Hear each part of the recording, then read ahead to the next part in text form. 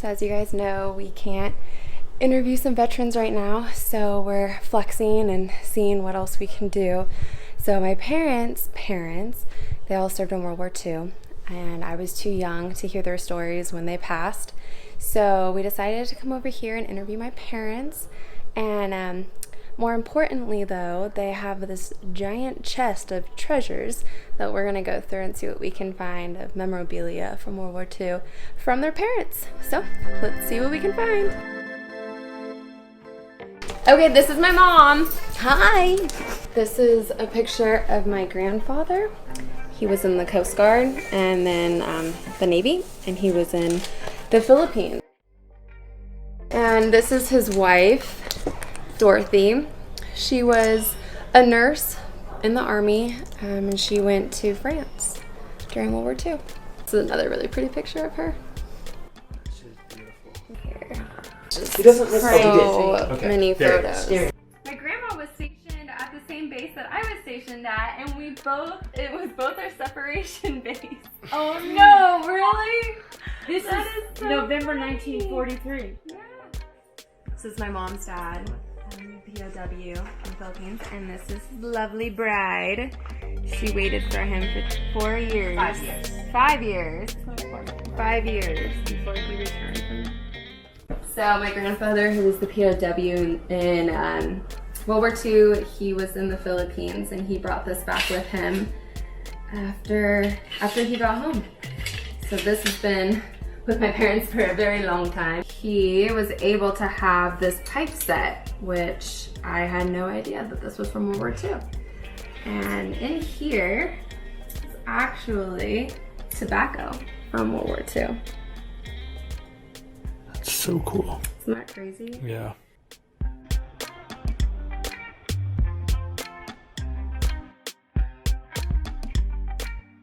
And then my father named his only son after Lee Carroll Stanford.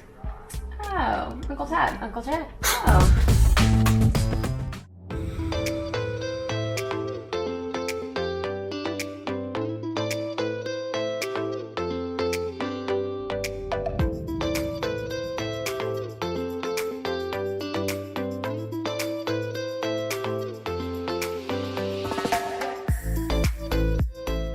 Okay everyone, so I'm here in California visiting my Uncle Tad, and his father, my grandfather, was a POW in World War II. When I was a young kid, to go with Dad to Moffett Field and watch him drive up, and they'd salute him, you know, Is that crazy? because of the tag on the car, you know, and I'm just like going, this is so cool.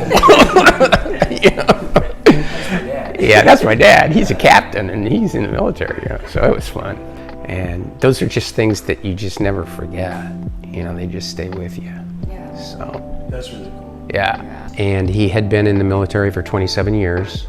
He had become a captain based on promotions from the ordeal that he experienced. He was a corporal in the war, but immediately moved to an officer status, which I think was well deserved considering what he went through. What year did Grandpa enter the war? All I know is that he enlisted, mechanic, Air Force, and ended up in the Philippines. They were captured and then they were marched like, I want to say 50 miles or 75 miles to a new location. The Japanese had them in temporary quarters and were moving them to a new location, which was the beginning of the Bataan Death March.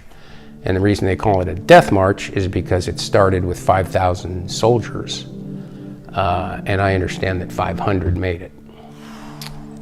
So that's pretty impressive. How do you think he was able to do that? Well, two things. He literally ate bugs for protein because they only fed him, from what I understand, mutton was the only thing that the Japanese would even give the prisoners. What is that? Is that like It's a fat from sheep. The amount of deaths were predominantly from malaria, simply because of the malnutrition, the weather there, the mosquitoes, no rest, no sleep, no medicine. So 4,500 men passed away. My dad got malaria. He got malaria, and he thought he was going to die. He just knew he was going to die. And then one night, a soldier from the Japanese army brought him medicine, which he just couldn't believe it, and just out of the kindness of that man's heart, he kept my father alive. So, if there's any good news out of the Bataan Death March, is that one person showed kindness to him, and I think that event was what kept him going and turned him into the man that he became. And so Grandma waited She waited the entire and wrote letters that he never got. I don't know that he was ever that religious, but my mom and what he went through will make you very religious. He'd had to have prayed to someone. Right, he developed a faith in that moment. We're going into Uncle Tad. Yeah. He was in the Navy. Uncle Tad died in the war on a submarine, the USS Grayback. And the Grayback went down, I think it was late in the war, actually, like in 43, 44. So it went down, and again, the determination of how and when and why, none of that was really known. They knew that it was gone. It was not broadcast. They weren't able to sonar it. It was just gone. Okay, so naturally everybody on the sub was dead, and a horrific death, obviously, in a submarine.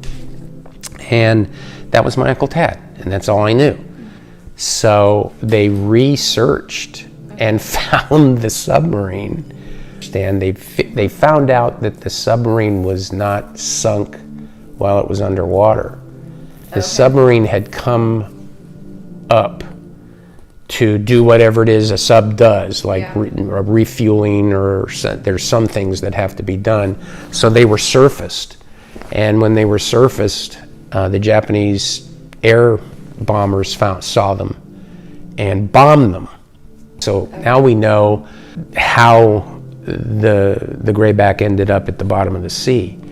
Is really kind of a nice closure for a lot of the soldiers that were on that sub, because these people, these relatives and friends, always would think, oh, poor whoever, what a horrible way to die, to be underwater and know that you're going to die and all this kind of stuff. And in reality, they got whacked fast and they did not experience a horrible, horrific death. They were just immediately attacked.